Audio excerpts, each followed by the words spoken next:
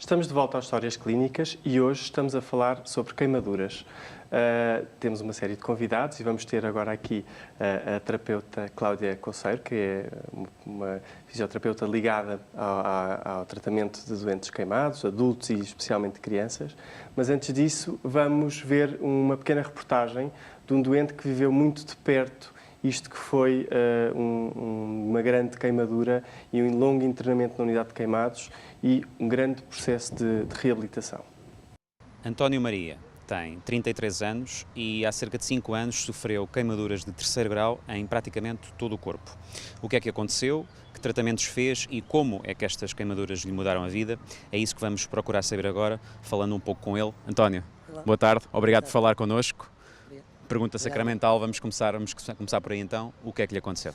Bem, no meu caso, eu estava a dormir em casa, tinha de sair à noite, quis vir para casa mais cedo, tinha um exame na altura, estava a estudar hotelaria na escola de hotelaria aqui por trás. E durante a noite, excesso de carregamento numa tomada elétrica, houve um curto-circuito e pronto, eu acordei, estava tudo a arder, tive que saltar do 2º andar. Mas neste caso, aquilo que eu sinto que interferiu foi o excesso de confiança, porque eu tinha visto uma faísca na tomada elétrica e ignorei. Uma simples coisa como a tomada elétrica que toda a gente sobrecarrega, ou seja com o carregador do telemóvel ou com o computador, pode acontecer isto. No meu caso é o que aconteceu, e isto acontece a qualquer pessoa, a realidade é mesmo essa. E pronto, depois a partir disso tive um mês em coma, acordei passado um mês, na altura já não tinha uma perna. E pronto, depois foi lidar com toda a questão das queimaduras, foram 8 meses nos queimados, e nessa altura foi muito intenso, todos os dias mudar penso, dia sim, dia não, foram neste caso mais de 20 idas ao bloco, não sei o que é que para vocês isto significa, mas para mim foi muito, e a partir daí foi a recuperação a nível físico, fui para o Hospital Corri Cabral, e pronto, e depois entretanto tive alta e continuo a fazer fisioterapia em São José. Fala-nos um pouco, António, dos tratamentos que fez. Portanto, disse-nos que foi diretamente para o hospital, não é? Durante um mês que não se lembra rigorosamente nada, e 20 idas ao bloco. Dos tratamentos, concretamente, o que é que nos pode dizer? Bem, naquela altura eu pouco controle tinha sobre a minha vida. Eu simplesmente informava-me sobre como é que iria ser, que tratamento iria fazer, quando iria ter uma anestesia geral ou o que fosse. Aí não tinha controle nenhum. A nível de seguimento de tratamentos, havia uma mobilização a nível da minha fisioterapeuta que estava presente na altura das anestesias, porque quando nós estamos sob efeito de anestesia, os músculos tornam-se mais laços, ou seja, temos mais facilidade. E a partir daí ela aproveitava para fazer os tais movimentos. Passado isso, foi no final dos queimados, é que me pus a primeira vez de pé e é que comecei a sentir o peso do meu corpo. Ou seja, 8 meses deitado, perdemos força, perdemos uma série de coisas e voltar... Destreza? Tudo. Movimentos, mesmo os movimentos eu não conseguia abrir os braços.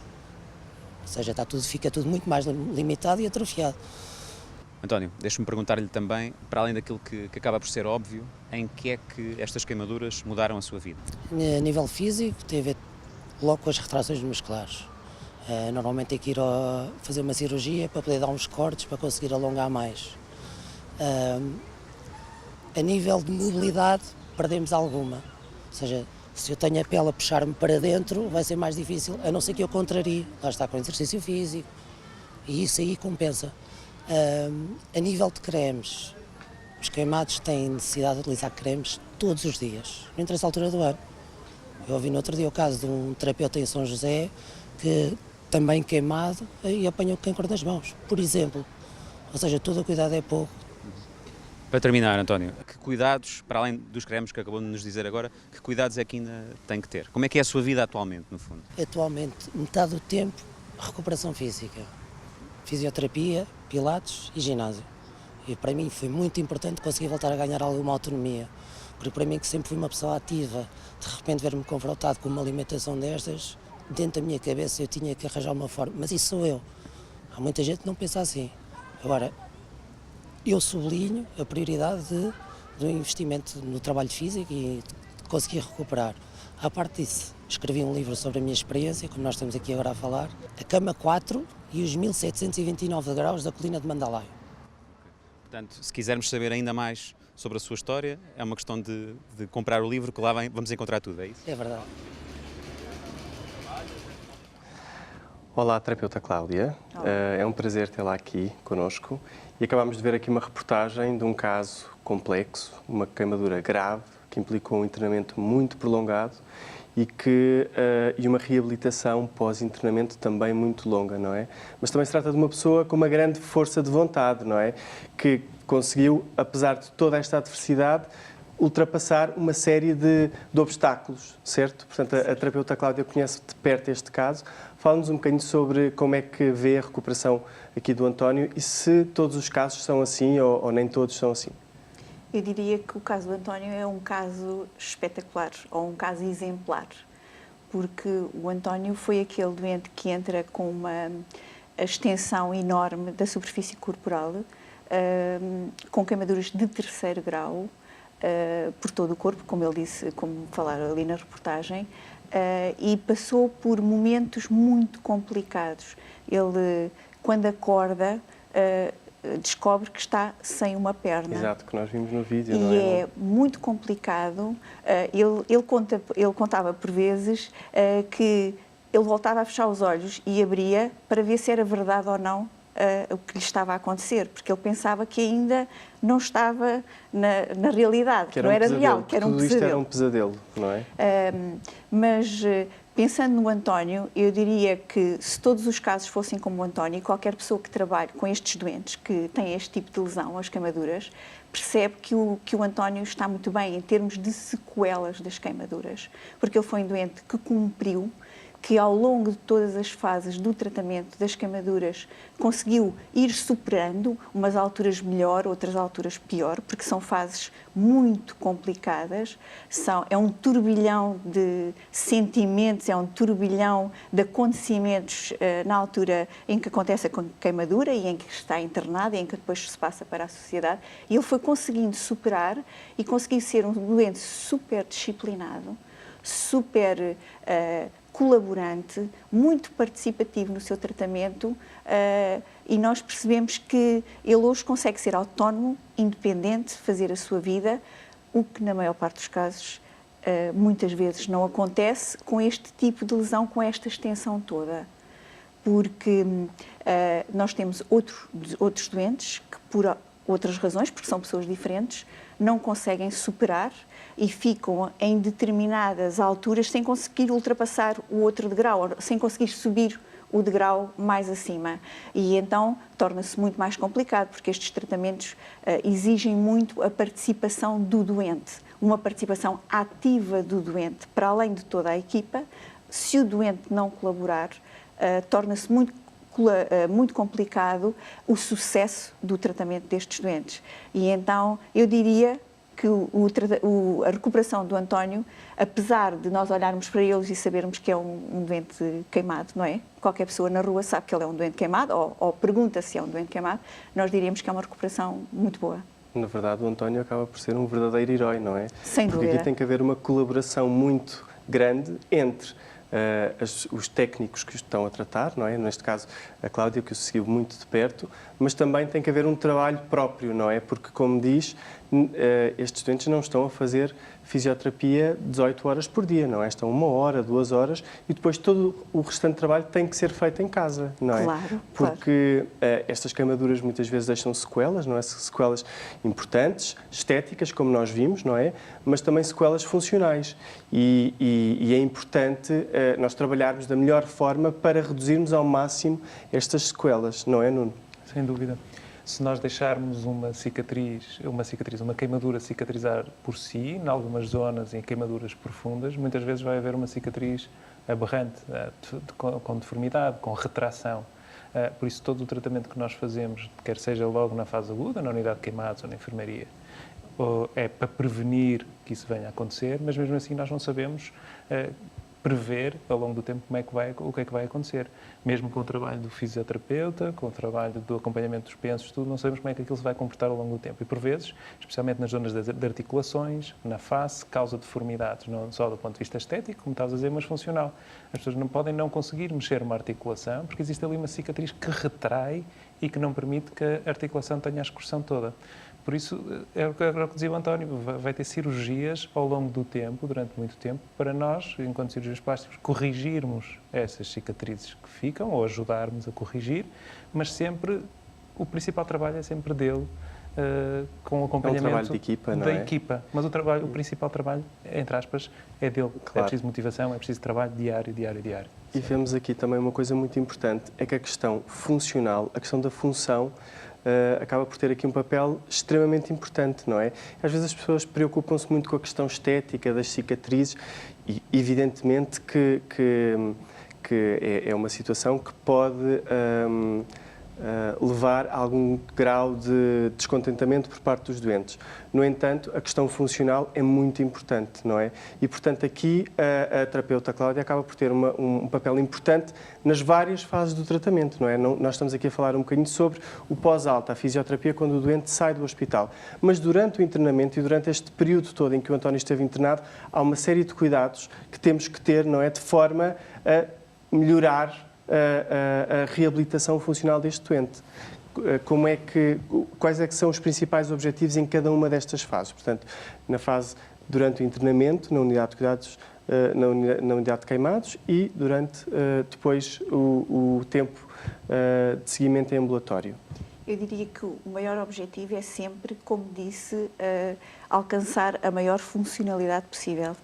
Tanto na unidade, que é na prevenção das sequelas, como na unidade, nas várias fases, como cá fora, que é sempre conseguir o máximo da funcionalidade. No entanto, dentro da unidade, nós temos uma altura em que é uma fase, digamos, urgente, em que o doente entra e que nós temos um trabalho mais a nível da parte do sistema respiratório, porque o doente precisa de fazer um desmame do ventilador, porque o doente precisa de mobilizar umas secreções, porque o doente precisa de ser desconectado da máquina para poder começar a respirar sozinho e nós podemos dar alguma ajuda nesta condição, na parte respiratória. E temos depois também, nesta fase ainda urgente, o edema. O edema surge nestes doentes como resposta do organismo a esta lesão grave e nós podemos, através de algumas técnicas, através de alguns posicionamentos, conseguimos, em conjunto com o resto dos procedimentos da equipa, talvez minimizar esta situação. Depois, transversalmente ou paralelamente a estes dois fatores, porque é importante estabilizar o doente quando entra na unidade, e é importante também nós percebermos que nem sempre podemos fazer todos os procedimentos necessários, porque é uma decisão da equipa o que é benéfico para o doente, porque às vezes eu gostaria de pôr o doente em determinado posicionamento, porque sei que aquele é a posição mais correta para evitar a sequela que eu sei que pode vir da localização daquela queimadura, digamos, no segmento onde está. Só que, por vezes, se nós ponderarmos em termos de equipa, não é possível, pelo menos naquele dia ou naquela hora, então estudamos qual será a melhor estratégia e pronto, a partir da manhã passa a fazer o posicionamento mais correto.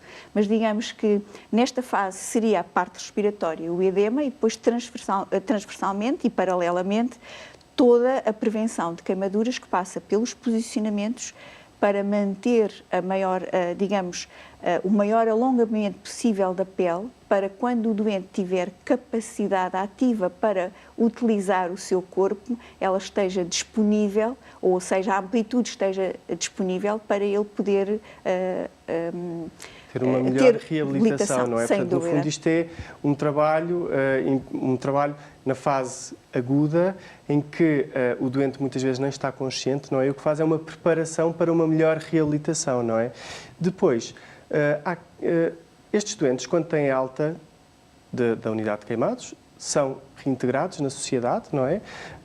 A Cláudia acaba por ter um contacto muito próximo com eles também nesta fase pós-alta, e a verdade é que às vezes esta alta não é assim muito fácil, ou seja, os doentes estão ali muito tempo internados na unidade de queimados e quando saem sentem-se às vezes um bocadinho perdidos. Como é que... Fala um bocadinho acerca disso e como é que poderemos eventualmente melhorar essa... É verdade. Pronto, a minha opinião nesta parte é da minha experiência e o doente, digamos que na unidade de queimados está um bocadinho protegido. todos os profissionais que estão à volta dele estão por dentro e têm competências para lidar com aquela situação, com a situação da queimadura. E ele sente-se ali protegido como se fosse um ninho. Ele sai para fora e sai com uma imagem diferente, sai com uma capacidade funcional diferente e sai para um ambiente familiar ou para uma sociedade que espera dele... Uma realidade, não é? Porque acabaram por ficar ali muito tempo fechados, não é? Sem dúvida. E quando regressam à sociedade, à realidade, muitas vezes até há algum estigma, não é? E as pessoas olham e pode ser... São doentes que não estão habituados a isso, porque isso não acontece dentro da unidade, não é? E às vezes, mesmo em termos de cuidados de saúde, no centro de saúde e tudo mais, também não existe assim tanta informação sobre como tratar estes doentes ou como fazer um seguimento. Evidentemente que eles continuam ligados ao Hospital Central, mas às vezes é importante também haver, se calhar, alguma... É verdade. Se nós pensarmos, o ideal seria os doentes saírem do hospital e existir um centro de recuperação para doentes queimados, porque seria com profissionais que continuariam por dentro desta temática que são os queimados, porque a maior parte das pessoas, como não há uma percentagem muito grande de doentes queimados, também não existe um conhecimento cá fora dos profissionais para tratar com esta situação. E muitas vezes, ou porque não se pede ajuda, ou porque a comunicação que se faz entre o hospital que manda que dá alta a este doente, a comunicação não se faz, acaba por ser muito mau para o doente, porque o doente está numa fase difícil, uma fase em que tudo lhe aconteceu, e se não há uma informação concreta, um ensino definido e concreto para aquilo que ele deve fazer para todas as situações dele, em relação a fatos, em relação a cremes, em relação a como ele deve abordar. É tudo uma realidade diferente, não é? Acabamos por ter aqui uma mudança radical do estilo de vida. E se a informação não é, desculpe interromper, se a informação não é concreta, eles muitas vezes dizem, todos me dizem uma coisa diferente e eu não sei o que é que eu hei de fazer. E então eu penso que passa muito por nós uniformizarmos todas as indicações e toda a informação que passa para este doente, como ele deve lidar com a queimadura e para a família também, para os cuidadores, para que ele possa saber, na realidade, qual a melhor decisão e qual o melhor tratamento e o que é que ele deve fazer para minimizar e para ganhar o máximo de funcionalidade, não é? E a família aqui acaba por também ter um papel importante, não é? E mesmo dentro da unidade de queimados, a equipa de enfermagem acaba por ter uma relação bastante próxima com a família e um dos papéis também da equipa de enfermagem é gerir toda esta situação e informar não só o doente, não é? Mas também a própria família, não é, enfermeira Salsinha? Exatamente. Reforçando que os internamentos são bastante longos, portanto, estabelecem-se relações de confiança, não só com o doente, mas também com os familiares. E, obviamente, que também cabe ao enfermeiro poder encaminhar para a assistente social, para as associações, para a fisioterapia, para esclarecimento de dúvidas. E gostaria só aqui de dizer uma coisa importante, que é: falamos muito na equipa multidisciplinar, mas o doente faz parte dessa equipa e vem nesta sequência. Portanto, e a família? O doente e a família são parte desta equipa e quando a Cláudia falava na reabilitação, ele é parte da equipa e, portanto, também ele tem que cooperar e tem que realizar aquilo que lhe é proposto. Depois dizer também que todos os doentes são especiais, os nossos doentes são muito especiais, e que, efetivamente, são estes testemunhos que nos fazem, enquanto profissionais de unidades de queimados, a querer continuar a fazer sempre mais, porque são realmente uma fonte de inspiração para quem trabalha realmente com eles diariamente. E é um trabalho extraordinariamente importante e que implica também uma grande dedicação, não é? Não só do ponto de vista de tempo, não é? Trabalhar de noite, de dia, fins de semana, mas também em termos formativos, não é? Porque para se trabalhar com este tipo de doentes são muito especiais, não é? É preciso uma formação também grande. Sim, portanto, há várias... técnicas e competências técnico-científicas que temos que adquirir, porque falamos do doente do intensivismo, obviamente que falamos de doente que vai ao bloco operatório, porque é um doente que necessita de cirurgias constantes e, portanto, temos de desenvolver competências também na área do bloco operatório e depois, realmente, muito importante, estas competências de relação de ajuda. É muito importante. Eu acho que isso São é super enfermeiros. São enfermeiros de cuidados intensivos, são enfermeiros de bloco operatório, enfermeiros psicólogos, portanto, todos os profissionais, não só os enfermeiros, todos os profissionais da unidade de queimados. É um trabalho muito difícil. Muito difícil. E a complementaridade das disciplinas é que faz com que realmente o tratamento do doente queimado seja eficiente. Porque aqui o propósito é exatamente tratarmos da melhor forma possível os nossos doentes. É dar o nosso conhecimento para termos estes resultados. Os melhores resultados.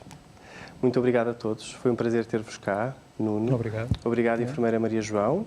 Obrigado, terapeuta Cláudia. Foi um prazer ter-vos aqui.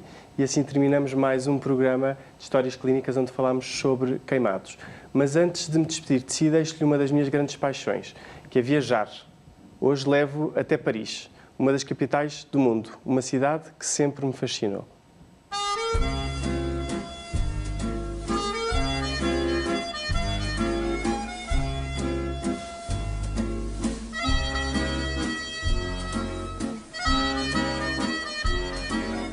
Recebe milhões de turistas todos os anos e motivos não faltam.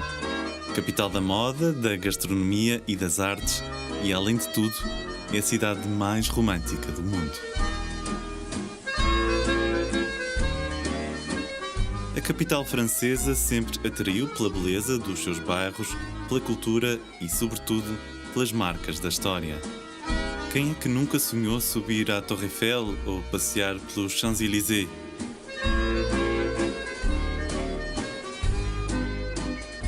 Paris tem dos melhores museus do mundo. No antigo Palácio do Louvre encontra-se o museu criado por Napoleão.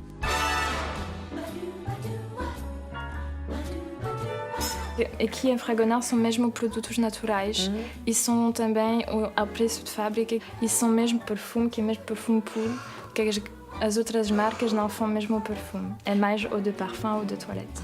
A diferença é mesmo a concentração das essências. As essências é mesmo o óleo essencial das flores e então o perfume é mais concentrado. A colônia só vai ficar 1 hora na pele, eau de toilette 2-3 horas, o eau de parfum, que é a água de perfume, vai ficar 3-4 horas e o perfume, que é o mais concentrado, entre 6 e 8 horas.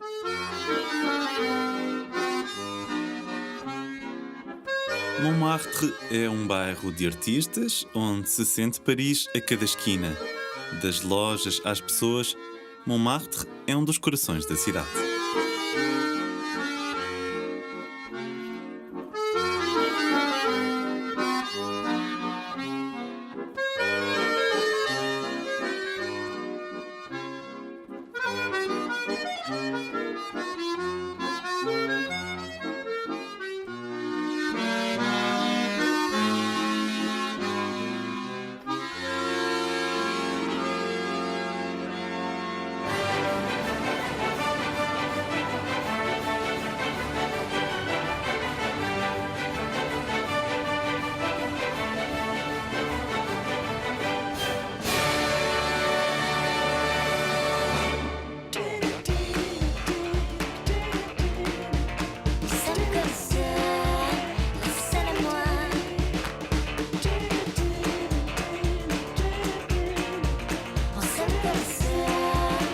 Sendo Paris a cidade da luz, nada melhor que subir à Torre Eiffel para saborear esta hora mágica.